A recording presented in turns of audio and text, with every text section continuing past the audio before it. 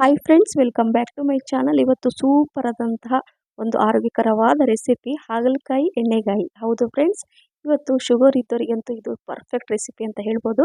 ನೋಡಿ, ಹಾಗಲಕಾಯಿನ ನಾನು ತೊಳೆದ್ಬಿಟ್ಟು ಇದು ಮಧ್ಯದಲ್ಲಿ ಇರೋ ಬೀಜಗಳನ್ನು ತೆಗೆದುಬಿಟ್ಟು ಇಟ್ಕೊಂಡಿದ್ದೀನಿ. ಈಗ ಒಂದು ಕುಕ್ಕರಲ್ಲಿ ನಾನು ಸ್ವಲ್ಪ ನೀರು ಹಾಕ್ಕೊಂಡು ಗ್ಯಾಸ್ ಫ್ಲೇಮನ್ನು ಆನ್ ಮಾಡಿ ಇಟ್ಕೊಂಡಿದ್ದೀನಿ. ಸ್ವಲ್ಪ ನೀರು ಕುದೀಲಿ. ಈಗ ಇದನ್ನು ನಾನು ಸ್ಟೀಮ್ ಮಾಡ್ಕೊಳ್ತೀನಿ. ಈ ಹಾಗಲಕಾಯಿನ ಮಧ್ಯದಲ್ಲಿ ಕಟ್ ಮಾಡಿಬಿಟ್ಟು ಈ ಥರ ಇಟ್ಕೊಳ್ತೀನಿ, ಸ್ಟೀಮ್ ಮಾಡ್ಕೊಳ್ತೀನಿ. ಯಾಕಂದರೆ ಕಡಿಮೆ ಎಣ್ಣೆಯಿಂದ ನಾನು ಯಾವ ರೀತಿ ಹಾಗಲಕಾಯಿನ ಎಣ್ಣೆಗಾಯಿ ಮಾಡ್ತಾ ಇದ್ದೀನಿ ಅಂತ ತೋರಿಸ್ತಾ ಇದ್ದೀನಿ. ಸೊ ಈಗ ಒಂದು 10 ನಿಮಿಷ ಅದು ಸ್ಟೀಮ್ ಆಗಲಿ, ಅಷ್ಟರಲ್ಲಿ ಮಸಾಲೆ ರೆಡಿ ಮಾಡ್ಕೊಳ್ಳೋಣ.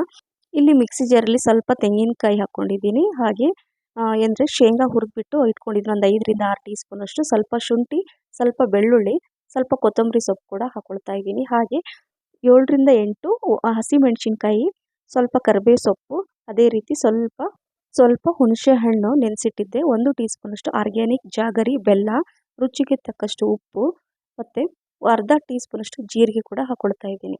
ನಂತರ ಇದನ್ನು ಏನು ಮಾಡಬೇಕಂದ್ರೆ ನೀರು ಹಾಕ್ಕೊಳ್ಳದೆ ತರಿಯಾಗಿ ರುಬ್ಕೋಬೇಕು. ತೋರಿಸ್ತೀನಿ ನೋಡಿ. ಈ ರೀತಿಯಾಗಿ ಫೈನ್ ಪೇಸ್ಟ್ ಎಲ್ಲ ಬೇಡ, ತರಿಯಾಗಿ ರುಬ್ಕೊಂಡ್ರೆ ಎಣ್ಗಾಯಿ ತುಂಬ ಚೆನ್ನಾಗಿ ಆಗುತ್ತೆ.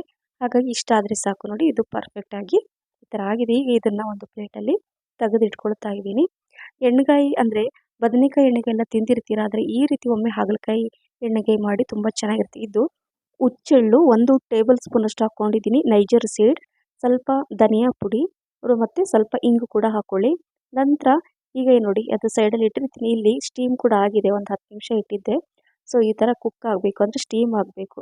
ಯಾಕಂದರೆ ಕಡಿಮೆ ಎಣ್ಣೆನ ಯೂಸ್ ಮಾಡಿ ಏನಂದರೆ ಈ ಎಣ್ಣೆಗಾಯಿನ ಮಾಡ್ತಾ ಇರೋದ್ರಿಂದ ನಾನು ಈ ಥರ ಸ್ಟೀಮ್ ಮಾಡಿ ಮಾಡ್ತಾಯಿದ್ದೀನಿ. ಮತ್ತು ಬೇಗ ಕೂಡ ಆಗುತ್ತೆ. ನೋಡಿ, ಇಷ್ಟು ಕರೆಕ್ಟಾಗಿ ಇದು ಬೆಂದಿದೆ. ಇಷ್ಟಾದರೆ ಸಾಕು. ಈಗ ಏನು ಮಾಡಬೇಕಂದ್ರೆ ಇದನ್ನು ನಾನು ಇದರಲ್ಲಿ ಏನಾದರೂ ಉಪ್ಪು ಹಾಕಿದೆ ಅಲ್ವಾ. ನಂತರ ಇಲ್ಲಿ ಸ್ವಲ್ಪ 1 ಈರುಳ್ಳಿನ ಸಣ್ಣಕ್ಕೆ ಹೆಚ್ಚಿಬಿಟ್ಟು, ಚಿಕ್ಕದು ಈರುಳ್ಳಿ ಅದು ಹೆಚ್ಚಿ ಇದರಲ್ಲಿ ಮಿಕ್ಸ್ ಮಾಡ್ಕೊಳ್ತಾ ಇದ್ದೀನಿ.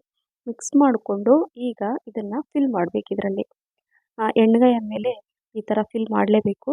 ಹಾಗಾಗಿ ಈ ರೀತಿ ಮಸಾಲೆ ಮಾಡಿಕೊಂಡು ನೀವು ಈ ಹಾಗಲಕಾಯಿ ಎಣ್ಣೆಗಾಯಿ ಮಾಡಿದರೆ ಬಾಯಿ ಚಪ್ಪರಿಸಿ ತಿಂತೀರಾ. ಯಾರೆಲ್ಲ ಹಾಗಲಕಾಯಿ ಇಷ್ಟಪಡಲ್ಲಲ್ವಾ, ಅವರು ಕೂಡ ಇಷ್ಟಪಟ್ಟು ತಿಂತಾರೆ. ಕೇವಲ ಶುಗರ್ ಇದ್ದವರೇ ಹಾಗಲಕಾಯಿ ತಿನ್ನಬೇಕು ಅಂತ ಏನಿಲ್ಲ, ಎಲ್ಲರೂ ತಿಂದು ಎಂಜಾಯ್ ಮಾಡಿ ಇದರ ರುಚಿ ನೋಡ್ಬೋದು ಅಂತ ಹೇಳ್ತಾ ಇದ್ದೀನಿ ಫ್ರೆಂಡ್ಸ್.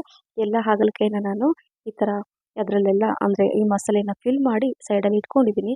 ಈಗ ಒಂದು ಪಾತ್ರೆಯಲ್ಲಿ ನಾನು ಸ್ವಲ್ಪ ಎಣ್ಣೆ ಹಾಕ್ಕೊಳ್ತಾ ಇದ್ದೀನಿ. ಶೇಂಗಾ ಎಣ್ಣೆ ಇದು ಒಂದು 2 ಟೀ ಸ್ಪೂನ್ ಆದರೆ ಸಾಕು. ನಂತರ ಎಣ್ಣೆ ಬಿಸಿ ಆದಮೇಲೆ ಸಾಸಿವೆ, ಜೀರಿಗೆ, ಕರಿಬೇವು ಸೊಪ್ಪು, ನಂತರ ಇಲ್ಲಿ ಈ ಹಾಗಲಕಾಯಿ ಫಿಲ್ ಮಾಡಿ ಇಟ್ಟಿದ್ವಲ್ವ, ಸೊ ಅದನ್ನು ಇದರಲ್ಲಿ ಹಾಕ್ಕೊಂಡು ಮೊದಲು ಲೋ ಮೀಡಿಯಮ್ ಫ್ಲೇಮಲ್ಲಿ ಸ್ವಲ್ಪ ಎಲ್ಲ ಮಿಕ್ಸ್ ಮಾಡ್ಕೋಬೇಕು. ನಂತರ ಸ್ವಲ್ಪ ಅರಿಶಿಣ ಹಾಕ್ಕೊಂಡಿದ್ದೀನಿ. ನಂತರ ಇಲ್ಲಿ 1/4 ಗ್ಲಾಸಷ್ಟು ನೀರು, ಜಾಸ್ತಿ ಬೇಡ, 1/4 ಗ್ಲಾಸಷ್ಟು ಅಂದರೆ 1 ಕಪ್ಪಷ್ಟು ನೀರನ್ನು ಹಾಕ್ಕೊಂಡು ಮೀಡಿಯಮ್ ಫ್ಲೇಮಲ್ಲೇ 2ರಿಂದ 3 ನಿಮಿಷ ಇದನ್ನು ಫ್ರೈ ಮಾಡಿದರೆ, ಅಂದರೆ ಮಿಕ್ಸ್ ಮಾಡಿದರೆ ಆಯಿತು.